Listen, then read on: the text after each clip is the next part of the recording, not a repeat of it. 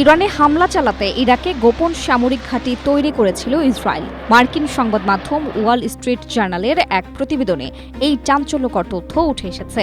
প্রতিবেদনে বলা হয়েছে, ইরানের সঙ্গে সংঘাত শুরুর কিছুদিন আগে ঘাঁটিটি তৈরি করা হয়। ইসরায়েলি বিশেষ বাহিনী ওই ঘাঁটিকে দেশটির বিমান বাহিনীর জন্য লজিস্টিক সহায়তা কেন্দ্র হিসেবে ব্যবহার করত। কিন্তু মার্চের শুরুর দিকে একজন রাখাল ওই এলাকায় হেলিকপ্টার চলাচল সহ অস্বাভাবিক সামরিক কার্যক্রম দেখতে পায়। পরে ইরাকের রাষ্ট্রীয় গণমাধ্যমে বিষয়টি প্রকাশ হলে দেশটির সেনারা তদন্ত শুরু করে।